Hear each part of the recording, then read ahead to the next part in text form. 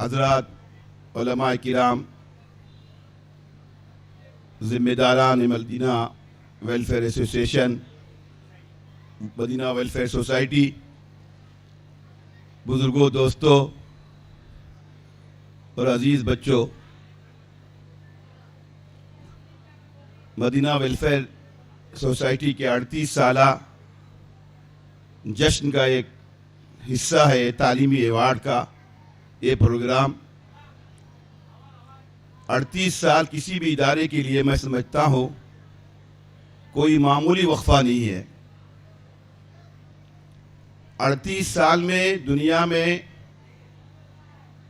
انقلابات پر انقلابات لائے جا سکتے ہیں، اور دنیا میں انقلابات 5-5 10-10 سال کے اندر ہی، بلکہ 10-10 6-6 مہینے کے اندر آئے ہیں۔ الحمدللہ ہمارے بھٹکل کی خاصیت ہے کہ ہمارے جتنے اسپورٹ سینٹر ہیں اس پر دینی چھاپ ہے۔ یہ آپ کو ہندوستان میں، ہندوستان کے باہر کہیں نہیں ملے گی۔ علماء کی قیادت، نگرانی، سرپرستی اور خود اس کے ممبران کا دین پسند ہونا اس بات کا ثبوت دیتا ہے کہ ہمارے جتنے اسپورٹ سینٹر محلہ وار یا ایریا وائز ہیں، ان کا بنیادی مقصد ہمارے نوجوانوں کو دین سے جوڑنا ہے۔ دین سے جوڑنے کے لیے تعلیم، ثقافت اور تہذیب کے مختلف پروگرام کیے جاتے ہیں۔ اللہ کا شکر ہے، جب سے ہمارے فیڈریشن کے انڈر میں جتنے اسپورٹ سینٹر ہیں، ادھر 15-20 سال سے تعلیمی میدان میں نمایاں خدمت انجام دینے والے ہمارے نوجوانوں کی ہمت افزائی کی جا رہی ہے۔ اس کا اثر بھی ظاہر ہو رہا ہے۔ 80%، 85% لینے والے اب 95%، 97%، 98%، 98.9% تک پہنچ رہے ہیں۔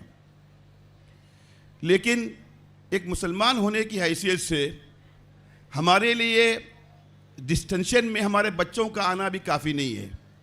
ہم مسلمان ہیں، ہماری ہمیشہ فکر رہتی ہے اور رہنی چاہیے کہ اس اعزاز کے ساتھ آخرت میں مجھے کیا ملے گا، میرے بچوں کو کیا ملے گا، میں جن کو انعامات سے نواز رہا ہوں مجھے کیا ملے گا، اس کو کیا ملے گا۔ جب تک یہ بات ذہن نشین نہیں رہے گی، ان انعامات اعزازات کی کوئی حیثیت اللہ کے پاس نہیں رہے گی۔ آج بہت افسوس کی بات ہے کہ ہندوستان میں آزادی کے موقع پر ہمارا لٹریسی پرسنٹیج 35%، 36% بھی نہیں تھا۔ آج ہم 85% تک پہنچ گئے ہیں۔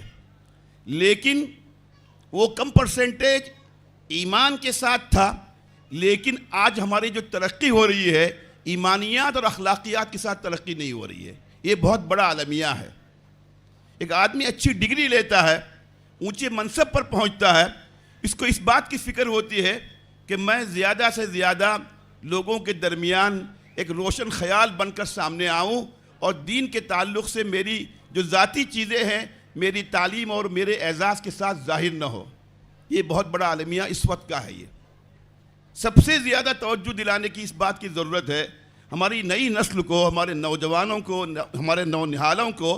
آپ دنیا کے میدان میں جتنے بھی آگے بڑھیں، لیکن دین سے تعلق آپ کا پہلے سے زیادہ ہونا چاہیے۔ یہ ڈگریاں، یہ اعزازات آپ کو دنیا میں اس سے اونچا مقام پر اٹھائیں گی جس مقام پر آپ ہیں۔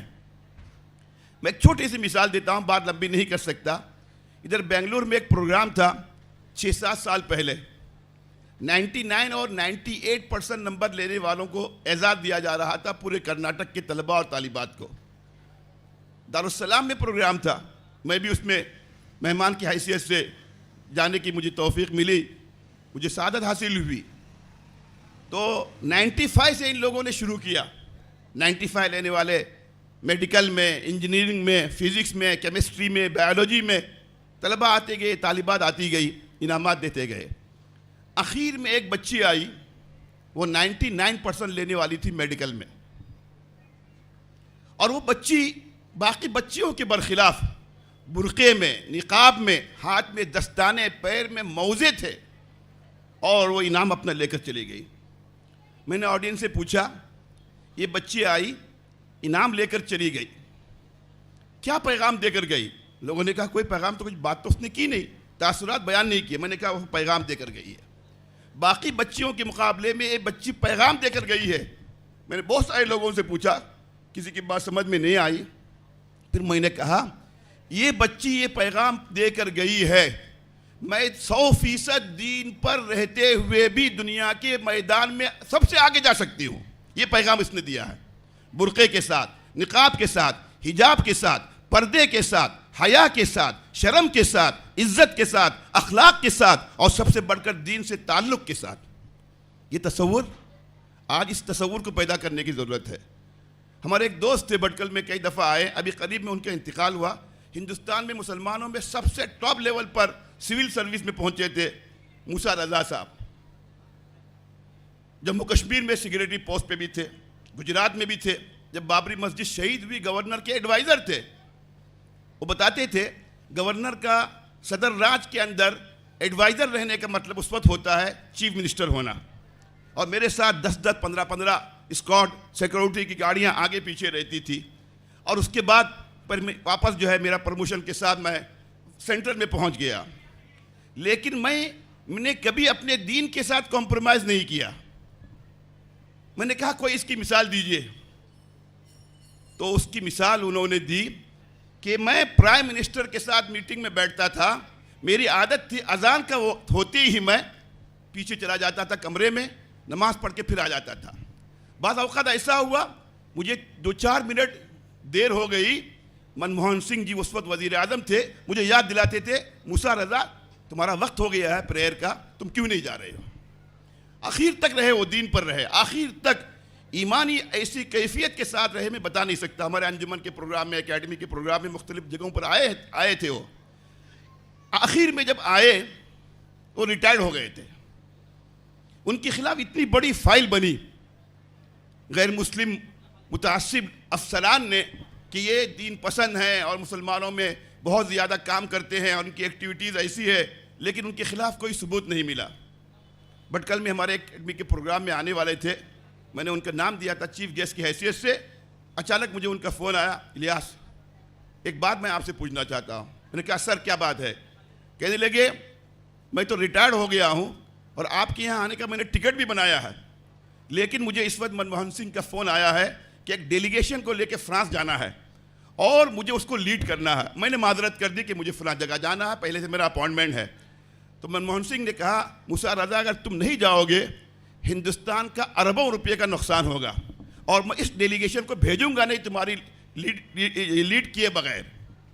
تو اتنا مجھے جو ہے پریشر پڑا ہوا ہے, میں کیا کروں. میں نے کہا ہندوستان مقدم ہے, ہمارا ملک مقدم ہے, جائیے.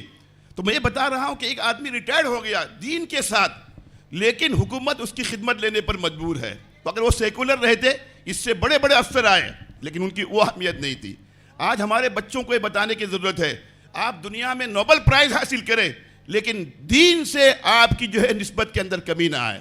یہ بات آپ کے اندر رہے گی. میں سمجھتا ہوں, میں چھوٹی سی مثال دیتا ہوں, ہاشم معاملہ اسپورٹس کے اندر کون سا بچہ ان کو نہیں جانتا, لیکن انہوں نے کہا کہ ایک شراب بیچنے والی کمپنی کا ٹی شرٹ پہن کر میں کھیل کھیلوں گا نہیں. حکومت مجبور ہو گئی, اسپورٹس جو ایسوسیشن مجبور ہو گیا اور سب جو ہے اسپورٹس کھلاڑیوں سے وہ جو ہے ٹی شرٹ نکلوا کر جو ہے دوسرا ٹی شرٹ پہنوایا گیا. یہ ایمان ہوتا ہے, یہ ایمان کی کیفیت رہنی چاہیے. آج سب سے بڑی کمی اس وقت یہ آ رہی ہے, میں بھٹکل کی بات نہیں کہہ رہا ہوں, عام طور پر جنرل بات یہ آ رہی ہے. اور میں دوسری گزارش کروں گا, تعلیم ہماری جو ہو وہ تعلیم برائے روزگار نہ ہو.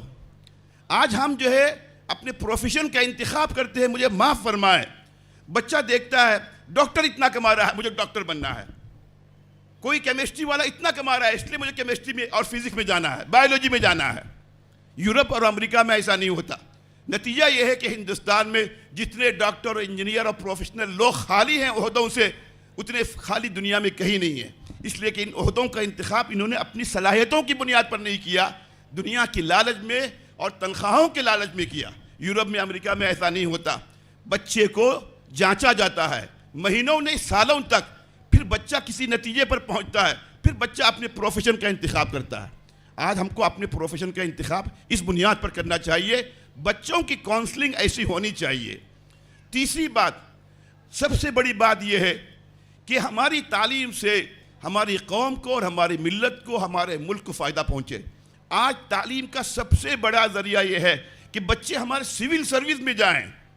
مجھے معاف فرمائے، ہمارے ایک بڑے بزرگ دوست ہیں آل انڈیا مسلم پرسنل لا بورڈ کے جنرل سیکریٹری اس وقت کے مولانا فضل الرحیم مجددی ندوی دامت برکاتہم، انہوں نے کریسنٹ اکیڈمی کے نام سے civil service IAS coaching centre قائم کیا.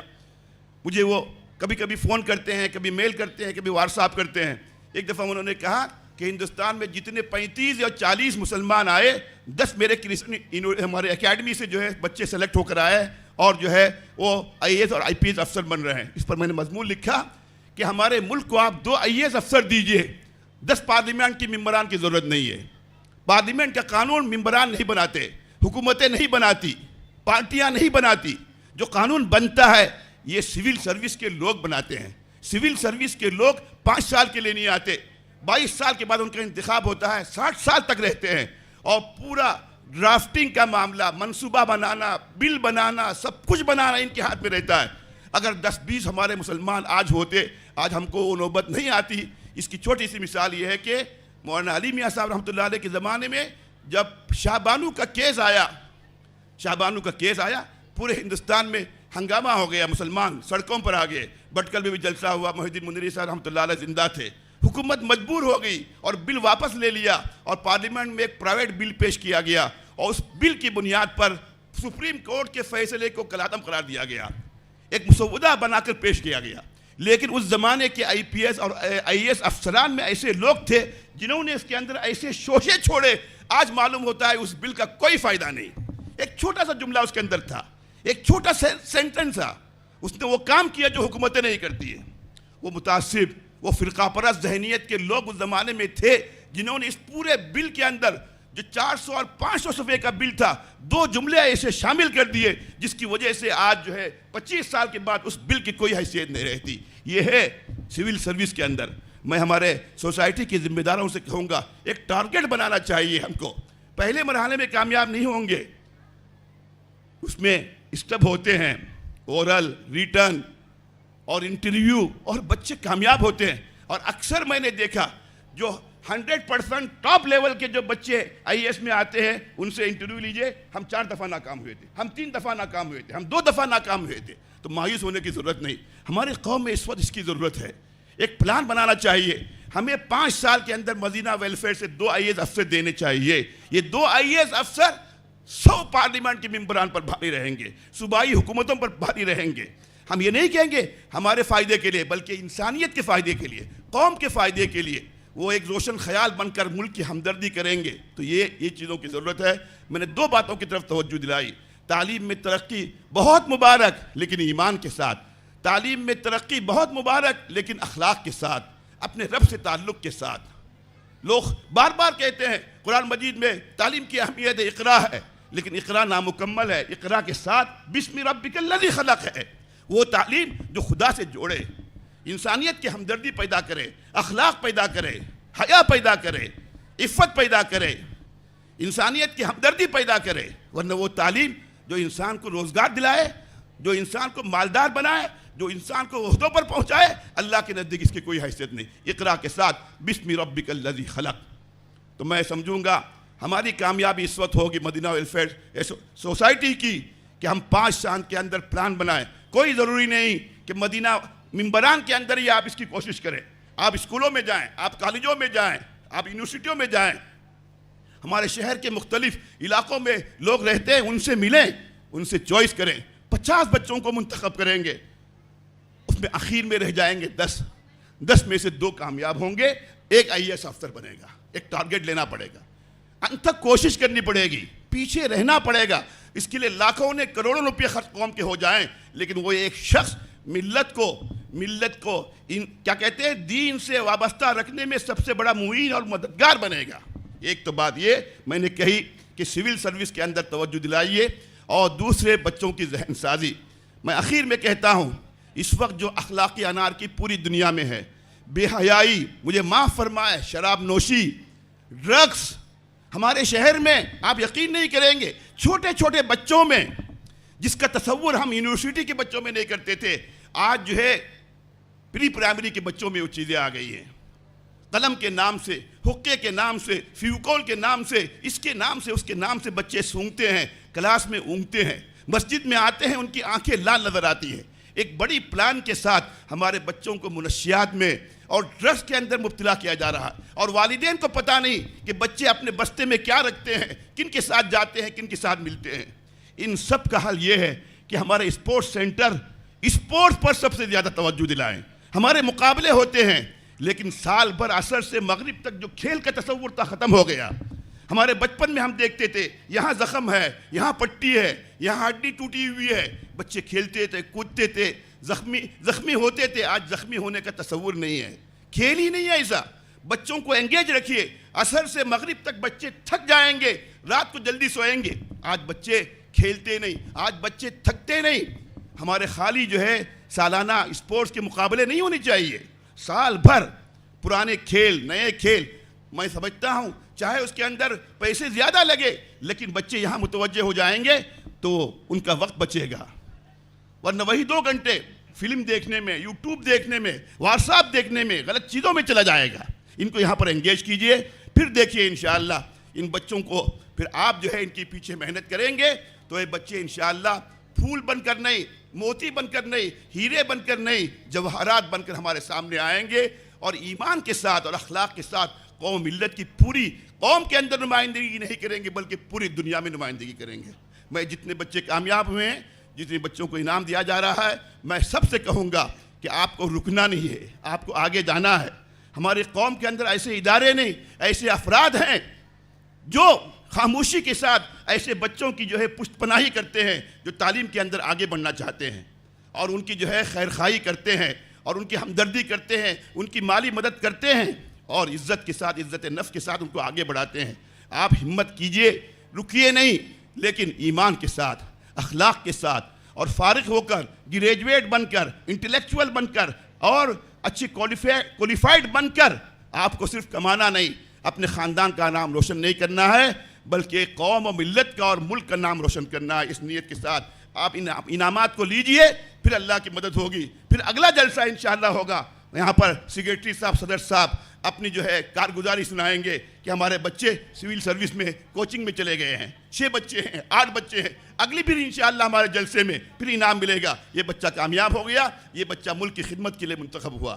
میں دل کی گہرائیوں سے تمام ذمہ داروں کو مبارکباد دیتا ہوں۔ اس ادارے کو قائم کرنے والے جو لوگ اس دنیا سے جا چکے ہیں، اللہ ان کی بال بال مغفرت فرمائے، ان کی درجات بلند فرمائے۔ جو نوجوان، جو بزرگان اس کی خدمت کر رہے ہیں، اللہ ان کی عمروں کے اندر برکت دے، ان کی کاموں کے اندر برکت دے، اور تا قیام قیامت اس طرح کی تمام اداروں کو باقی رکھ کر اسلامک اور دینی اور شریعت کی بنیاد پر اپنے ان اداروں کو چلانے کی توفیق عطا فرمائے۔ وما علینا الا البلاغ، وآخر دعوانا الحمد للہ رب العالمین۔